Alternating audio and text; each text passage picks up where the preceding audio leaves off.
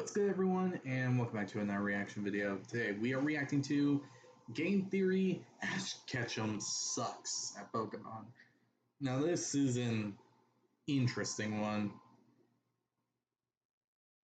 to say the least, because in all honesty, if we're gonna actually reference this at any point, then honestly, it's more likely we're gonna have to reference Ash during the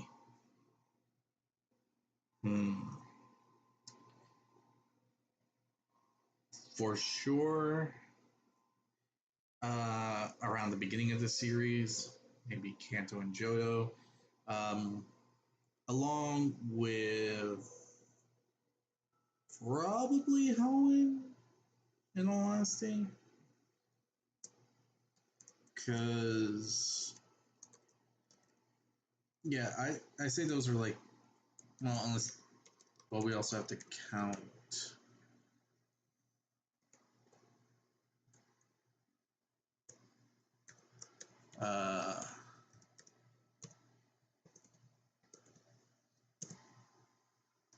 Unova as well, sadly.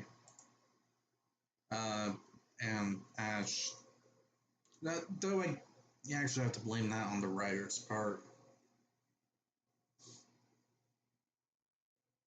because they tried to reboot the series, then they made a banger with X, Y, and Z, and then honestly,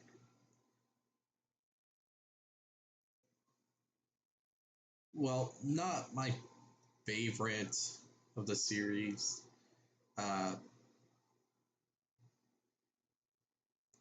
Honestly, Sun and Moon is actually a bit above Unova and Journeys, because I'm gonna be honest with you all, I feel like Journeys could have been a lot more better, but yeah, that's my own personal bias, I guess. Anyway, I hope you all enjoy this video. Like, comment, subscribe, hit the notification button, be notified immediately when your video comes out. If there's any videos you'd like to recommend that I should react to, put it down in the comment section below, and I'll react to it as soon as possible. The link to this video is going to be down in the description below, so be sure to give Game Theory some love and support for the video that they made. From the looks of it, it seems like this video is going to be a collab video, so that's going to be interesting. Ash Ketchum is stupid. We all know this, but how stupid is he? Today, we're going to finally find out. Hello, Internet! Welcome to Game Theory, the show that is constantly overthinking everything about Ash Ketchum. From his true age to who he's going to marry. Heck, my first ever episode of Game Theory was calculating the level of Ash's Pikachu. But there is one part of Ash's life that has always bothered me. During his first time in the Pokemon League, his Charizard famously doesn't obey him, causing him to forfeit the match. Now, at first, this just feels like plot convenience. Ash has all 8 badges, and anyone who has played the games knows that once you have all 8 badges, all Pokemon, regardless of level, should obey you. It doesn't matter how strong this guy is, he should have been listening to Ash, and if he had, Ash almost certainly would have won the league, right? Well, maybe not. Oh, we're gonna use that mechanic. Okay. I get what you're going with here, and I already see how this is gonna go, because Kanto was a cluster F. And in truth, the only region that Ash technically didn't get all 8 badges, legitimately. Let's be honest, Kanto was the one true region Ash Ketchum did not go to a gym, fought the gym leader, and got the badge. That did not happen, sadly. It's true about Brock and Misty. Honestly, though, if Brock's siblings didn't do what they did, Ash technically could have won. So I'm more or less going to go 50-50 on that. That's up to you all to decipher there, because in Kanto, I do remember the episodes. I have re-watched them recently, and I don't remember everything by heart, but I do know enough to know that Brock technically actually almost lost due to Ash accidentally breaking the sprinkler system, and if Ash used an electric attack somehow, it would have defeated Onyx. Yeah. But I think it was more of Ash's pride and the fact that Brock's siblings were trying to prevent Ash from actually commencing his attack on Onyx. So technically, first badge was technically earned, but Misty and Ash's battle at the Cerulean Gym was interrupted, but if Pikachu actually did decide to join, well, yeah, he would have won, but Pikachu just didn't. Because even though Ash and Pikachu made a friendship around that time, they weren't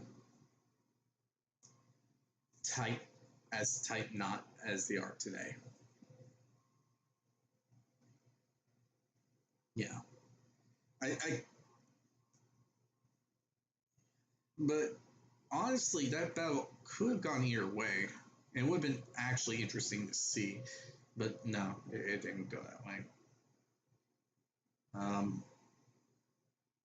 Yeah, anyway, let's go here. See, if you watched all the episodes like I did, you'll have noticed that Ash didn't actually win all 8 badges. In reality, he only won 3. The Thunder Badge, the Soul Badge, and the Volcano Badge. The rest basically were given to him for just being a good dude. Brock? Well, technically, if you want to count it, there is the badge from Giovanni's gym. And that was because Team Rocket was there, and they did use their Pokemon. And Ash gave him the badge for surrendering. Misty's sisters and Erica gave him the badge for saving the gym. Sabrina laughed at his Haunter. And the Earth Badge, while he did win the battle, it was against Team Rocket, not the real gym leader. And even then, he only got it because it fell out of the sky as they were blasting off again. Basically, Ash hasn't proven squat. Which begs the question, if these gym leaders hadn't gone easy on him and his Charizard's respect had been earned, could Ash have actually beaten all of the gyms and the Pokemon League? I wanted to find out, and a few years ago, I actually streamed myself playing a prototype version of this challenge. The problem is, wait, really? I'm not the best Pokemon player. I love the games, absolutely, if you couldn't tell from the posters and the weird amount of Eevee plushies I have. But just because I love it, that doesn't immediately make me good at them. I did beat the game in the end, but I was just kind of eyeballing stuff. If I wanted to find out the answers for real, I needed to make this a proper Pokemon challenge with actual professional Pokemon players. So I decided to gather together 3 of the biggest Pokemon nerds I know to put Ash's team to the test. So say hi to our brave test subjects. I mean Pokemon trainers. Adef, Keegan J, and Jacob Alpharad. Although, before we can throw these guys into Pallet Town, let me tell you about another new city, the Seriously? Jacob Alpharad? Sky Island city of Rose Califa, which is part of the 3.0 update for today's sponsor, Zenless Zone Zero. Yeah, okay, that's actually cool that Zenless Zone Zero is actually doing sponsorships and all that. But no, we're not doing that. You want to see that, then go ahead. You gotta have to check out the original video. Links down in the description, just as a reminder. So let's get right on into why we're really here. The Pokemon part. On their way to Cerulean City. Like any good experiment, we first have to establish some basic parameters. The goal here is to recreate Ash's experience as much as is physically possible within the bounds of a 30-year-old game. And honestly, I think we got pretty close. We're going to be following Ash as he battles through the 8 gym leaders and the Elite Four of the Kanto region. During each battle, we'll be using the Indigo League rules that Ash uses in the anime. They can only use as many Pokemon as the gym leader themselves uses. They can swap out Pokemon if they wish, they can't use items, and there are no revives. Each player is only going to have access to whatever Pokemon Ash had when he went up against that gym leader.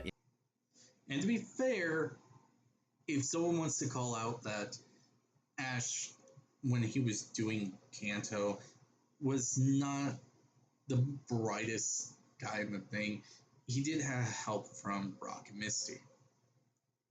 They did help him a lot, and they did teach him the ropes of being a Pokemon trainer. So, technically speaking, it would have, the choice of Pokemon would have been helped by Brock and Misty. How Ash battles it would be on him. Anime, But and we'll he's be catching, releasing, and evolving them like he does in the anime. serious. Those Pokemon will be level capped at the highest level of the gym leader's Pokemon, because I didn't want any of our players to simply get around the challenge by XP grinding on Route 2, like I did. And to top it all off, I then went back through the anime and made notes of each Pokemon's move set, so the players will have those same moves available. But here's where things get interesting, because what's an experiment without a variable? For this, I've given each player a specific rule about which Pokemon they can use. In classic Keegan J style, he is free to use whichever Pokemon Ash had at the time of the gym battle. Doesn't matter what he did or didn't use in the anime, it's just about planning and skill. Jacob, on the other hand, needs to use Pikachu each time, but he can fill the other slots however he wants. I mean, makes sense, right? Pikachu is the GOAT, only makes sense that Ash would want him there at all times. And finally, there's Adef, who specifically asked me for the hardest rule set. So he must use Ash's exact team makeup from the anime. If there's a spare slot because the gym leader uses more Pokemon, he is free to fill that however he wishes. There may be 1 or 2 other details, but I'll explain them as we go. So without further ado, it is time to prepare your Pokeballs, loyal theorists, because we're about to see if Ash's team could really stand up to the Kanto Gauntlet. Ready, team? Get set, go! We start the... Okay, here's what I think. Before we get through the results and all that, I want to make my prediction. It's possible, but the biggest issue is probably going to be Pokemon evolution. And the biggest ones are going to be,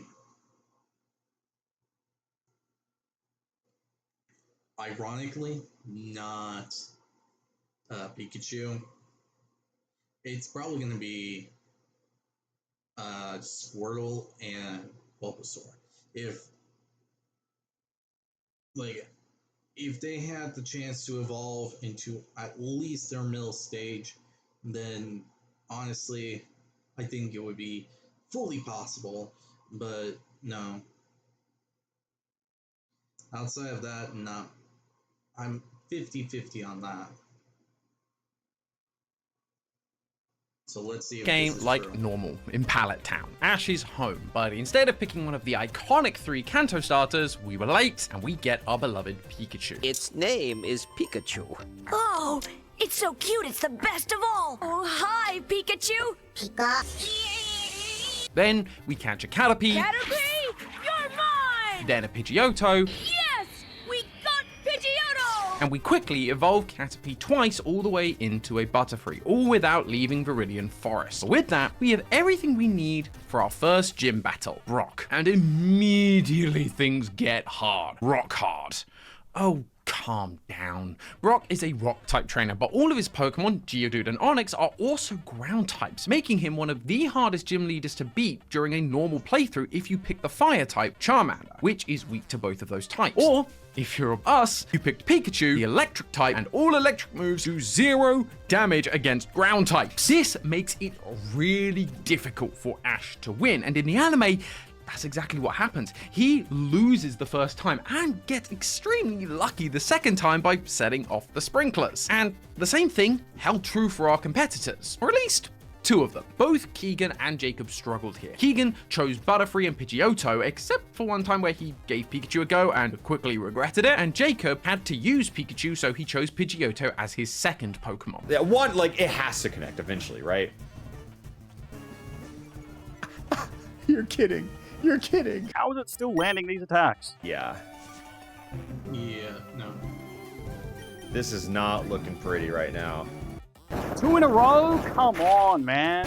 I need this to miss. I need a tackle to start missing. What was the deal here, Keegan? Why was this battle in particular so challenging? This fight against Brock is so hard because all 3 of Ash's current Pokemon have a terrible matchup into the rock and ground types of this gym. Defensively, both Pidgeotto and Butterfree are weak against rock type attacks. This makes it hard enough, but it gets even worse when you realize that offensively, none of our Pokemon have any attacks that are good against Brock. To start, Pikachu's Thunderbolt is completely ineffective against ground types, meaning it can't hit either of Brock's Pokemon. This leaves our team with only normal and flying type attacks, both of which barely deal any damage against Brock, both due to the poor type matchup and Brock's Pokemon having a really high physical defense. Overall, this combination is deadly, as we struggle to deal damage while also not being able to tank many hits. If we could use Ash's Squirtle or Bulbasaur here, this would be a very different story. Or if we could just break the water sprinklers like Ash did in the anime, that would also make things much simpler. However, only being able to use these 3 Pokemon here makes this fight such a tough early game hurdle. I should also mention, because this is Ash's Pikachu, we actually gave him the stats of partner Pikachu from Let's Go to make him a little more viable, especially in the late game. And even then, at this level, it was a real struggle to get through. It basically came down to lucky RNG,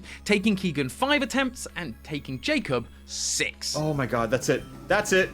Brock is done. So with extreme perseverance, Ash can technically beat Brock. Then, Adef gave it a go. He uses the same build as Jacob because that's what Ash uses in the anime. And at first, I thought he'd go the same way as everyone else. He lost his first battle, and so it looked like another painful RNG slog was up ahead. But Adef was smart. They used this first fight to test out what strategies worked and what didn't in this situation. Our goal is probably just to sand attack a bunch and then pray, and then we just quick attack.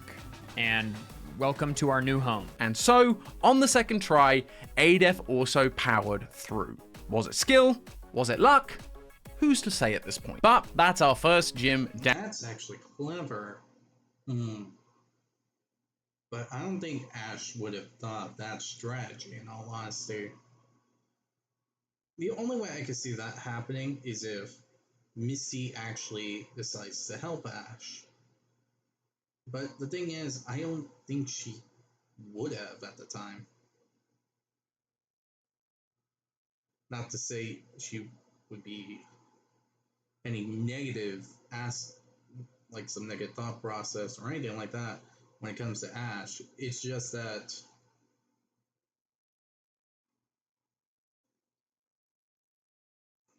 how would I phrase this? It'd be more or less that she wouldn't really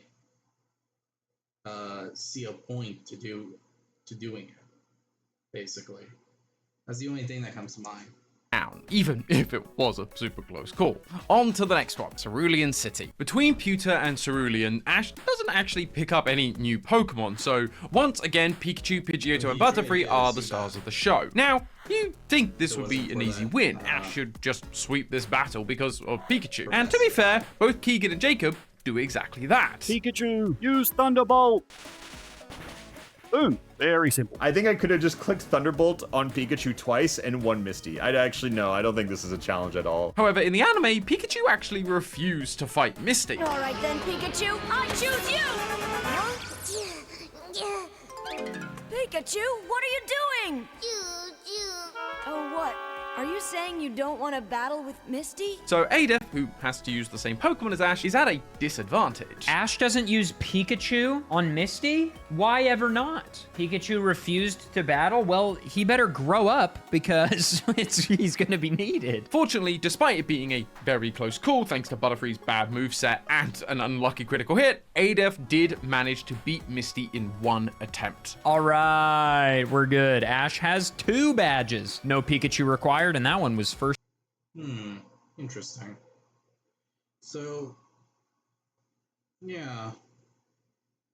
Let's split the battles with Team Rocket. I think he had to switch out and use... Okay, yeah.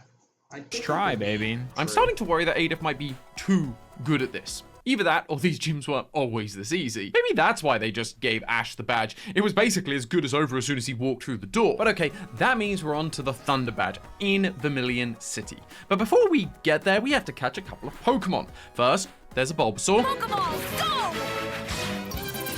We did it! We got Bulbasaur! Then Charmander. Come on, Charmander. Welcome to the group. Up next is Squirtle. Would you like to come along with us, Squirtle? Squirtle. Finally, Ash gets a Krabby.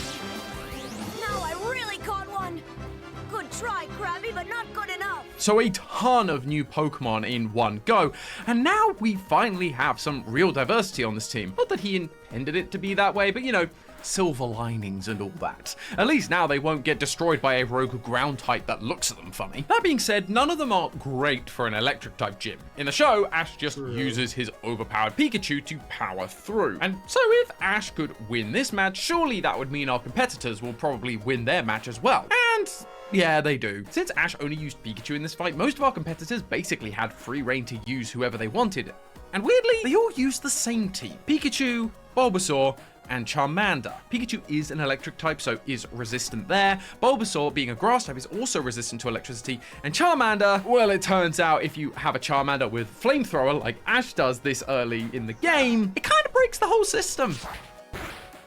All right, nice. Beautiful. Easy peasy, baby. That was much easier than the Brock fight, that's for sure. You know what? I think this challenge is going to go smooth sailings from here on out. Actually, no. I think the mid game is going to be easy. I think the late game is where things will get hard again. Well, let's see if you're right about that, Jake. Definitely gonna get harder. Because at that point, it would be best to have the evolved forms of all 3 starters. Not the full way, but I think Ivysaur and Wartortle would have better stats. At the very least. This is where things start to get a little confusing. In the show, Ash then goes on to get the Marsh badge from Sabrina. But in the games, you're actually pushed towards Erica next with the level cap. If you jump right to Sabrina, we would have to train our Pokemon to the level 43 level cap, and then go back and just sweep Erica's poor level 2019, which doesn't feel right. So we're gonna change the order here just for the sake of logic. I mean, Ash did get completely bodied the first time he went up against Sabrina, so I think going to Erica first makes sense. Technically, Ash also gains Eradicate at this point. Well, that's all there is to it. Eradicate is your new Pokemon. But then he immediately regrets it because duh. So he doesn't have it for any future battles, although not that he keeps the Butterfree around for long either. Yep, it's time for some childhood trauma. Goodbye, Butterfree. Bye-bye, Butterfree! Good luck to both of you. And so our trainers followed suit. And you know what time it is, everybody. Everyone say bye-bye to Butterfree. It's what has to happen, unfortunately. It's canon. It's how the journey has to go. 07's Butterfree, you were a real one. Go be with your people. Ignore this second Butterfree. I'll release this one as well. That means our competitors, unfortunately, have one less Pokemon to choose from in their next battle. But that's quickly made up for with the addition of Primate. Primate is mine! Which happened to be caught during the infamous Jelly Donut episode. These donuts are great. Jelly-filled are my favorite. Nothing beats a jelly-filled donut. Maybe I should have these guys eating jelly donuts just for accuracy. But now it's time for Erica, and for once, Ash used his type advantage to his advantage. He uses Charmander, and so everyone else followed suit and just destroyed her. Yeah. Well, turns out Charmander just solos Erica. We brought a full team that was just for cosmetics. Charmander, that is, he's just a unit. Get absolutely cooked. Check plus. After this, we get Haunter. Technically, Ash never really catches Haunter. He just kind of asks Haunter to come along and help fight Sabrina. Will you help me defeat her? Yes! That marsh badge is as good as mine. But we're going to count it anyway. It's also worth noting that Haunter has a really bad moveset in the show. The only ghost type attack he has is Lick. Yeah, not the best for this battle, but regardless, people actually did quite well against Sabrina, just for very different reasons. Keegan used a mix of Haunter, Pikachu, and Charmander, and with a lucky critical hit, managed to take the win. Adef came in with Pidgeotto and Charmander with a tasteful finale from Pikachu. I used Pikachu.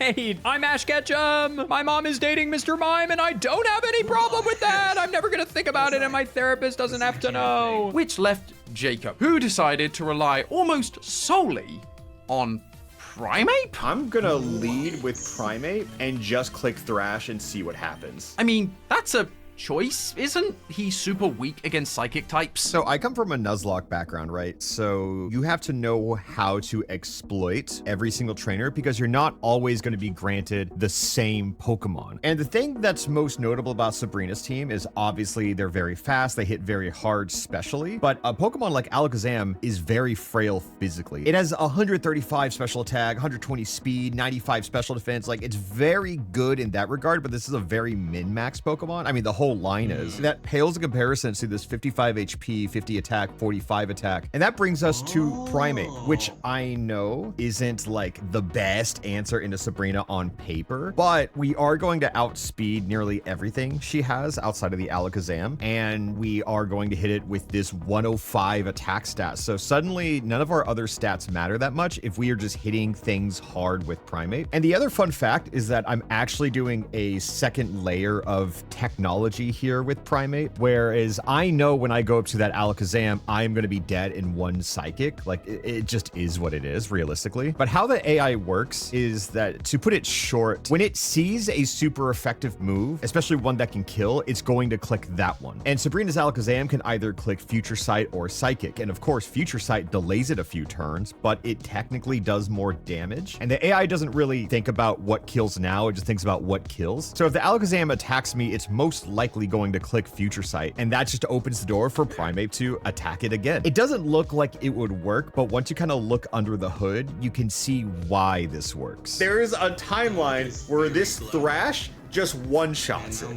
right?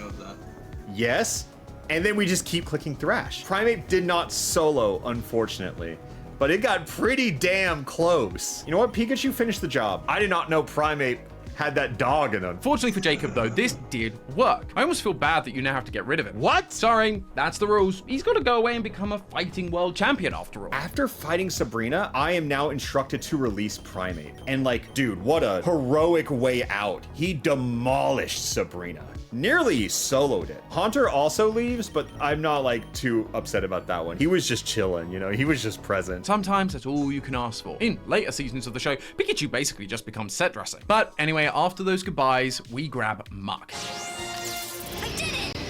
I captured a Muck! Then we head over to Fuchsia City to battle with... In all honesty, I think Muck is like had a bit more potential as a poison type, but I don't know. I don't know Muck's whole moveset. I just remembered that there was a few Mucks that gave me a bit of trouble here and there, but other than that, but then again, it was more me using wrong type up, but yeah, it was just me picking the wrong type of Pokemon to use. Koga, the poison type gym leader. Keegan and Alfred both managed to get through this battle pretty easily. So this Weezing is completely hard countered by Muck. So 2 body slams, finish it off, and that's Koga done. After suffering through that first Brock fight, my hacks luck has been so good. Things have just not gotten to attack, and it's been beautiful. One more flamethrower and that's it. But oh, poor Adef gets caught up in the classic cycle of minimize with Muck. He loses on his first attempt, but locks in for the second run. That is a check plus on Koga, baby. We are so back. Koga, I hate you so much. I hate you so much. That is a Pikachu solo. Easy, I was never worried. So far, whatever way you slice it, Ash's team is managing to keep up with these gym leaders. Even with his poor choice in Pokemon, these battles are still possible. But now, we're into the late game gyms. The late game is where things will get hard again. Who cares about that? Because this is the moment everyone's been waiting for. Ash is finally going to catch 30 Tauros.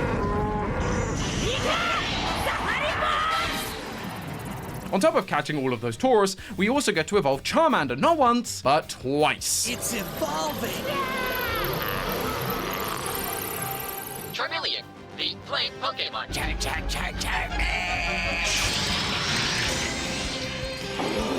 Whoa, Charizard! Yep, finally, Ash evolved a Pokemon. He is almost 30 levels above what he should be at this point. In the anime, they actually say that Charizard evolved too soon, which is why he's so much shorter than other Charizards. But in reality, he was clearly over-leveled. Maybe another reason why Charizard didn't want to listen. But better late than never. Now we have to use Charizard to get our Volcano badge, because Ash just loves using the same typing against each other for some reason, which puts Adev in a bit of a spot. Fortunately, Ash has some wits about him, and in the initial fight against Blaine, he uses Pikachu, but more importantly, Squirtle, which Adev uses to wipe out a big chunk of Blaine's team. 99% of Thunder users stop clicking it just before it hits big. Check plus. Keegan also relied on Squirtle as well as Krabby to take down most of the team, but despite having complete freedom, decided to hold true and see it out with Charizard. All right, nice. Well done, Charizard.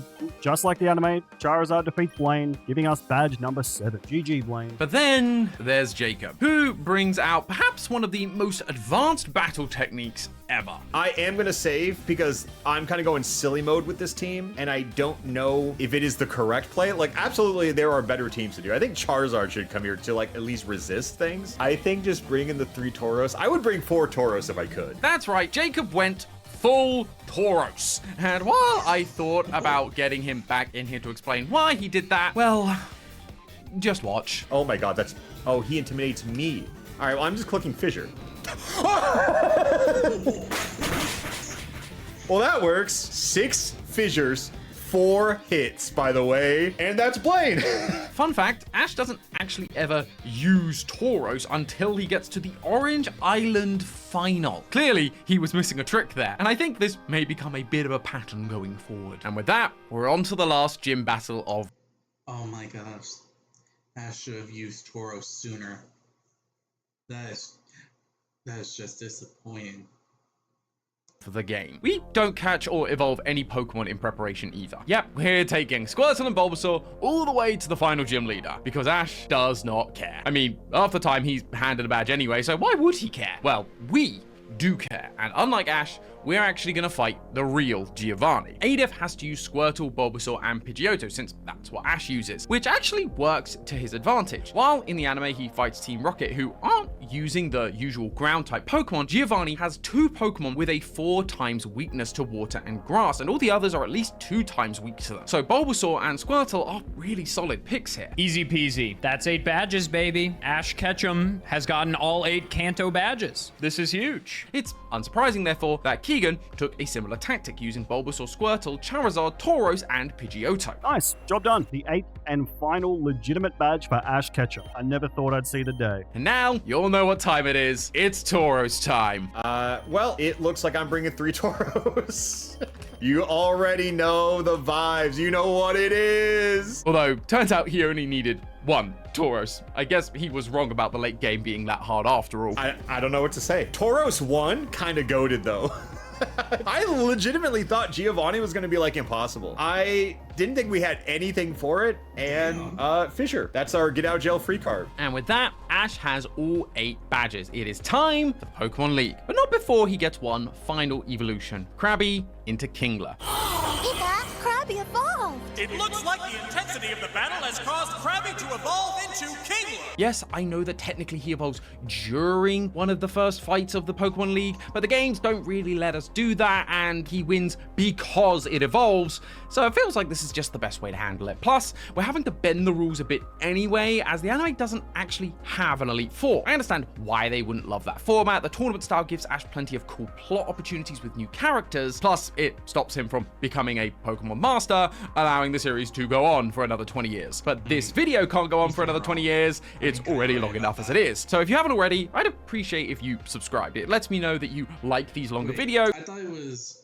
you win the thing, you challenge the Elite Four, then you become the then if you win and beat the current champion, you become the champion of that region.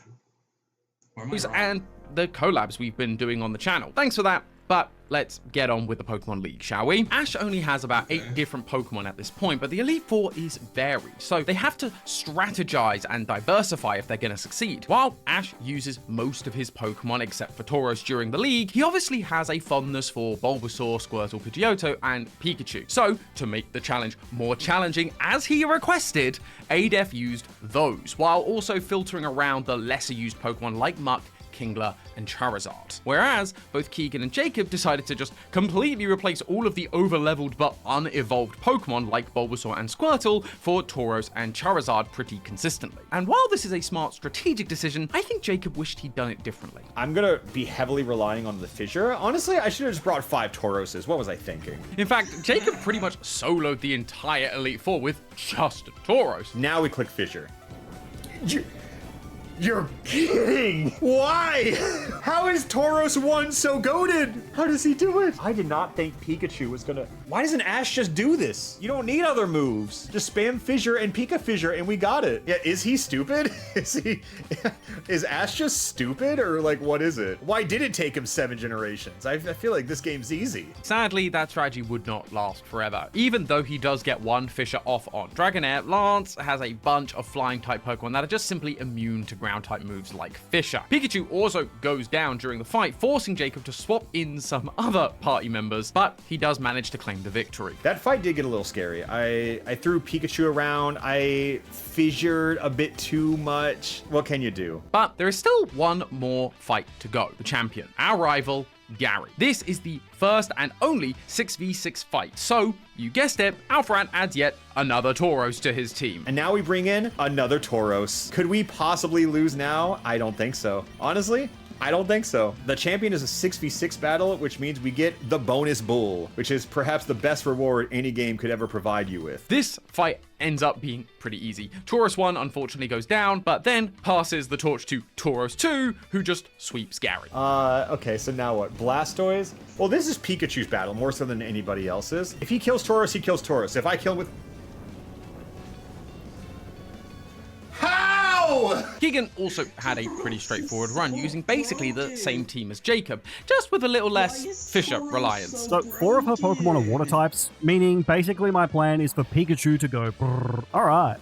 Lapras goes down, and that is Lorelei done. And the poison finishes it off. Alright, that's Bruno. I don't get it. How is Tauros so broken? Like, really, is that the only move you really need to give a Tauros? Plus some support and another kill move that can counter flying types? Literally Freezer? Oh my god. So done. Alright, next up is Agatha, and Agatha's probably the most scary of the Elite Four for me. Alright, please do something.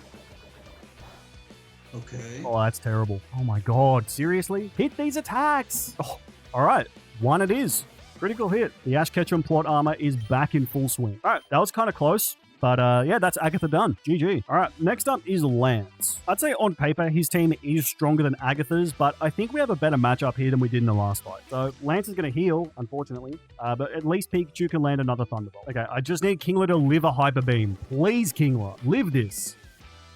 Alright, easily. What was I worried for? And that was a lot closer than I thought it was going to be, but that's Lance dealt with. And for the final fight, he adds Bulbasaur in, who comes in clutch against Rhydon and even does some pretty good damage against Alakazam. And ultimately, he also comes out victorious. Down goes Gary. Ash truly is a Pokemon champion. What a time to be alive. Honestly, Gary, my guy, that wasn't even close. But then there was Adef. Oh, poor Adef. Thanks to Ash's insistence on using unevolved Pokemon like Squirtle and Bulbasaur, Adef ended up in a pretty rough spot. Lorelei went down easily enough thanks to Pikachu, but both Bruno and Agatha gave him a run for his money. That's a crit. You can stop at any time. Brother, Good miss. Good wake up. Okay. I just got really unlucky. A lot of crits. Now, a lot of the crits were from cross chop from Machamp, and cross chop has a high crit rate, so it's not like completely unforeseeable, but I still got pretty unlucky on my first attempt, and there were a lot of crits against me. On Agatha, though, the story is a little different. I have a bit of a history with this trainer. I have been unlucky on this fight many times on my own channel, over on the ADEF channel, in challenge runs like this one, where I try to see if other trainers could make it through to Victory Road or to the Elite Four. Agatha is pretty much always a nightmare. Her team is really solid. I mean, Gengar is incredibly good, and if that Haunter can get you asleep, first of all, its speed stat is really high, but also Dream Eater is just an incredibly powerful move, and it sort of kicks you while you're down when you're asleep, so you can quickly get into a bad situation against Agatha, and candidly, I don't think Ash matches up very positively against her team anyway. But in the end, you were fine. Both times you were able to lock in, and with a little bit of luck and some help from Charizard, he managed to take them down. I really wanted to not use Charizard until I absolutely had to, and this is winnable without Zard, but it is really annoying. So, whatever. And it one-shots. Beautiful. Well, I didn't want to use Charizard, but it is a check plus, and we are moving on. And from this point on, ADEF had a much easier time. Yeah, nice.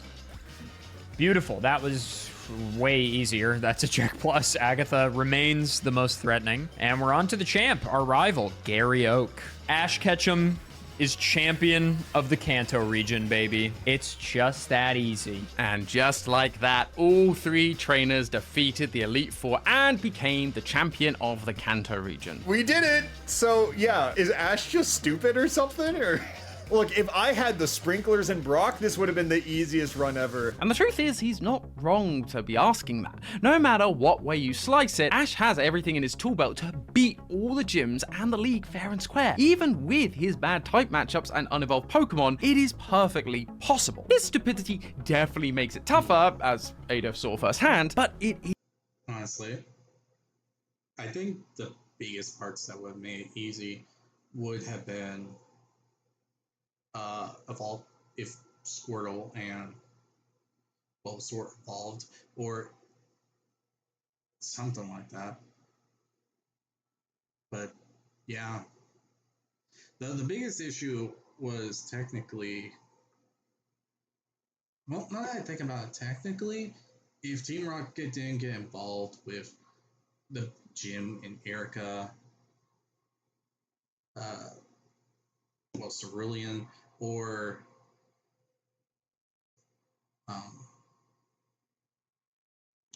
oh man, I'm blanking out at the moment. If Team Rocket didn't get involved in Ash's gym battles against Misty or Erica, and if they actually decided to actually fight fair with the Earth Badge, because I'm still counting the Earth Badge. Technically, he fought them. Team Rocket decided to cheat and all that, and yeah. Let's see. He defeated Koga legitimately. He defeated Surge legitimately. He defeated Blaney. Is it weird that the end game gyms Ash actually beat legitimately, with Surge being the one that's like the only beginning gym that Ash actually beat it? In all honesty, if Erica and Misty actually had a true gym battle with Ash, that number would have actually gone up to 6.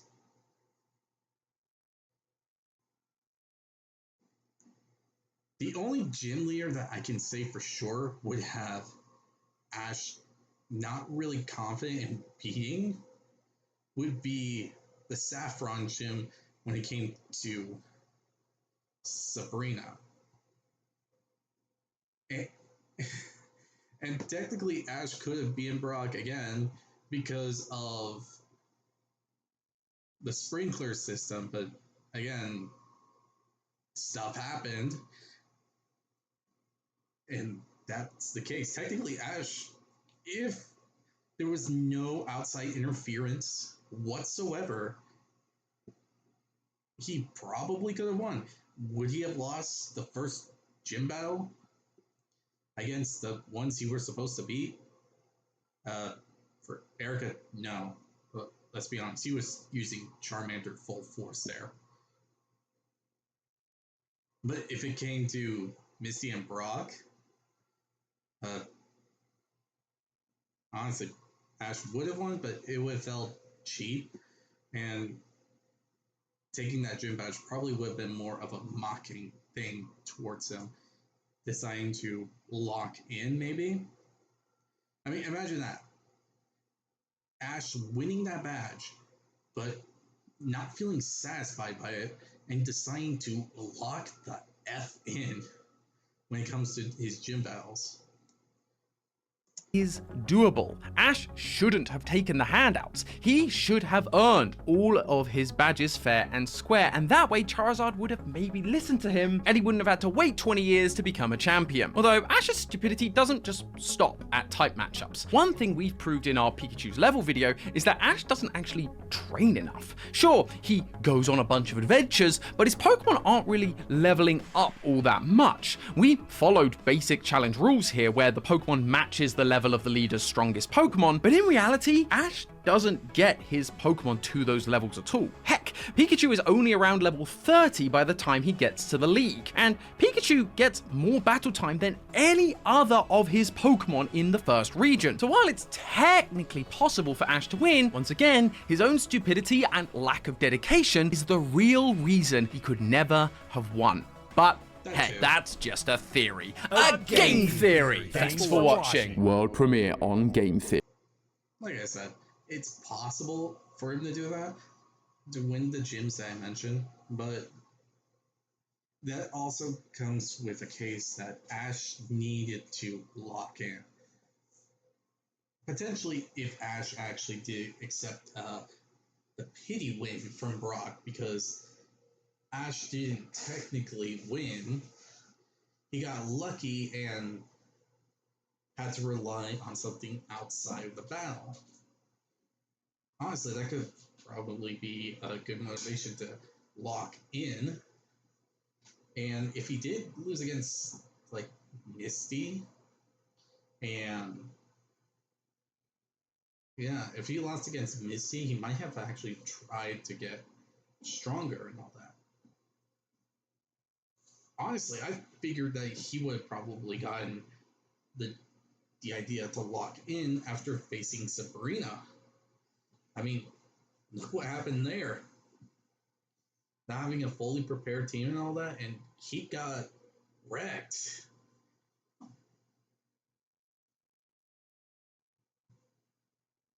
It's just crazy. But then again, let's just be honest. We're talking about beginning 10-year-old Ash.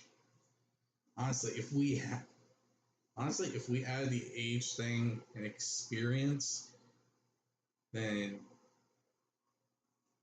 we would be talking about different Ash Ketchum at the moment. Heck, even if we do count all this stuff, honestly, that should have probably been different. Lola probably should have been different. And Adventures definitely should have been different. I have my own thoughts on that, but yeah. Discussion for another time. Maybe I'll do a tier list on that on the later date. I don't know. That's up for you all to see and pick. I don't know. That's up for you all to choose. And if you did decide to do it, then I'll give my own thoughts and opinions on it while doing the tier list. So yeah, with this said, hope you all enjoy this video. Tell me what you think about this subject right here. About, yeah. Honestly, I do think Ash kind of sucks at the beginning of the series. If we're talking about Kanto and Johto, definitely. He hardly trained around those 2 points in the Pokemon series, and only just really got into training officially like locking the F in and all that around Hoenn, and that's just like a maybe my part. But it was Hoenn and Sinnoh. Then they decided to F up the whole thing with Ash and Unova. But he did so in Kalos. And technically Alola and the Adventures. He did all that. So yeah, this all said, I hope you all enjoy. Like, comment, subscribe. Be sure to hit the notification button. Be notified immediately when the video comes out. Tell me what you think about this. And I'll see you all in the next video. Bye, everyone.